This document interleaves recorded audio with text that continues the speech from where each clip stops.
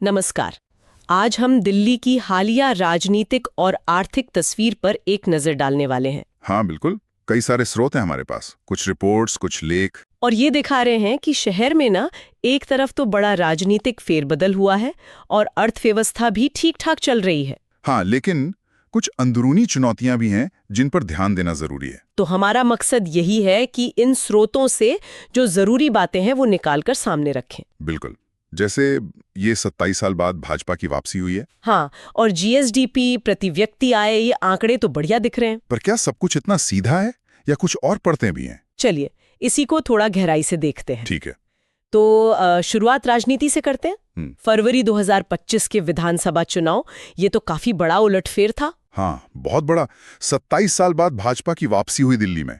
70 में से 48 सीटें जीती उन्होंने। और आम आदमी पार्टी, वो 22 सीटों पर सिमट गई। और मुख्यमंत्री बनी है रेखा गुप्ता, दिल्ली की 9वीं सीएम और चौथी महिला मुख्यमंत्री। हाँ, इतनी बड़ी जीत के बाद जाहिर है उम्मीदें भी बहुत होंगी उनसे। बिल्कुल। अच्छा, एक्सपर्ट्स क्या कह रहे हैं, मतलब स्रोत क्या बताते हैं? एएपी की हार की वजह क्या रही? देखिए, स्रोत इशारा कर रहे हैं कई वजहों की तरफ। जैसे भाजपा ने प्रदूषण का मुद्दा उठाया, पानी की किल्लत का। हाँ, दवाखानों की कमी, वो शीश महल वाला मामला, शराब नीति, ये सब मुद्दे थे। बिल्कुल। और एक लोक नीति CSDS का सर्वे भी है जिसमें करीब 2/3 वोटरों ने माना कि एएपी में भ्रष्टाचार है। ओहो, तो मतलब विकास के दावों पर भ्रष्टाचार का मुद्दा भारी पड़ गया शायद। लगता तो यही है। छवि और जमीनी मुद्दे ज्यादा अहम हो गए। तो अब नई सरकार एक्शन में आ गई है। वो 100 दिन का रोड मैप क्या है? हाँ, आते ही उन्होंने एक 100 दिन का एक्शन प्लान जारी किया है। इसमें शिक्षा, स्वास्थ्य, पानी, सफाई, महिला सुरक्षा, इन सब पर फोकस है। करीब 20 नई योजनाएं लाने का वादा है। और केंद्र सरकार से तालमेल? हाँ, मुख्यमंत्री ने गृह मंत्री और प्रधानमंत्री से भी मुलाकात की है। मतलब विकास के लिए साथ मिलकर काम करने का संकेत दे रही हैं। लेकिन सब कुछ आराम से चल रहा है क्या? वो मोहल्ला क्लिनिक का नाम बदलने पर कुछ विवाद हुआ था। हाँ, एक तो वो मुद्दा है। मोहल्ला क्लिनिक का नाम बदलकर आयुष्मान आरोग्य मंदिर कर दिया गया है। इस पर राजनीतिक बहस तो छिड़ ही है। और वो सर्विसेज एक्ट वाला मामला, वो भी तो अहम है ना? बिल्कुल। वो शायद ज्यादा बड़ा पेच है। जो 2023 का दिल्ली सर्विसेज एक्ट है, उसने उपराज्यपाल मतलब LG को अधिकारियों की भर्ती और तबादलों में ज्यादा अधिकार दे दिए हैं। तो चुनी हुई सरकार का नियंत्रण कम हो गया। हाँ, उनका नियंत्रण सीमित हो गया है। ये केंद्र और राज्य के बीच जो अधिकारों की खींचतान चलती है ना, ये उसका एक जीता जागता उदाहरण है। और ये नई सरकार के लिए भी एक चुनौती बनी रहेगी। तो ये तो हुई राजनीति की बात, काफी उठापटक है। हाँ, अब जरा अर्थव्यवस्था पर आते हैं, क्योंकि शहर तो उससे भी चलता है। यहाँ आंकड़े तो कुछ काफी अच्छे लग रहे हैं। हाँ, आंकड़े वाकई मजबूत हैं।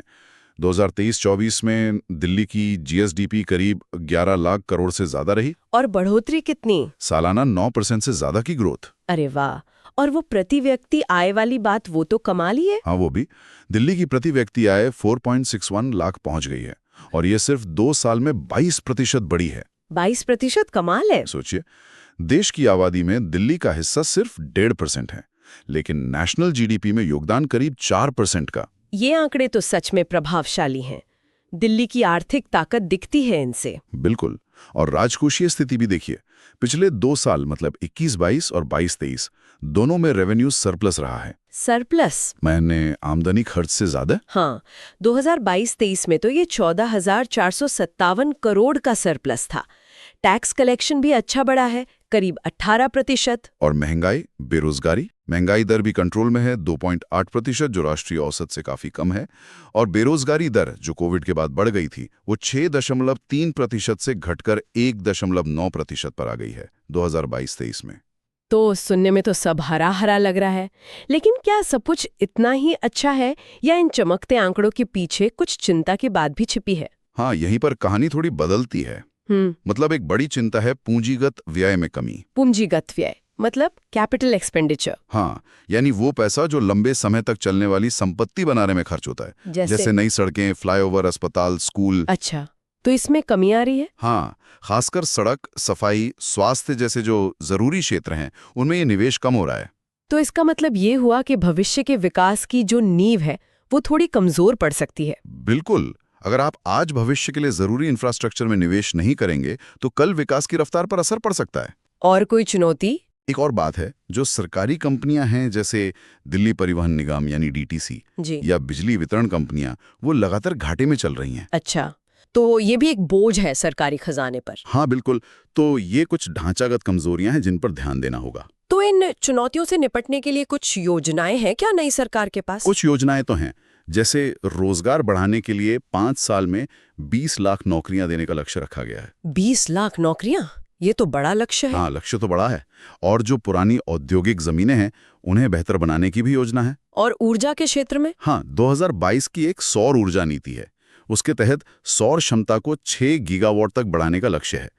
पर इन सब योजनाओं का जमीन पर कितना असर होगा और कब तक होगा, ये तो खैर वक्त ही बताएगा। तो मतलब कुल मिलाकर तस्वीर ये बन रही है कि दिल्ली में राजनीतिक हवा तो बदली है, नई सरकार आई है, पर वो प्रशासनिक अधिकारों वाला पेंच फंसा हुआ है। सही। दूसरी तरफ अर्थव्यवस्था के आंकड़े वो तो मजबूत दिख रहे हैं, जीएसडीपी, प्रति व्यक्ति आय, सब बढ़िया। हाँ, आंकड़े मजबूत हैं। लेकिन भविष्य के लिए जो जरूरी निवेश चाहिए, यानी कैपिटल एक्सपेंडिचर, उसमें कमी है।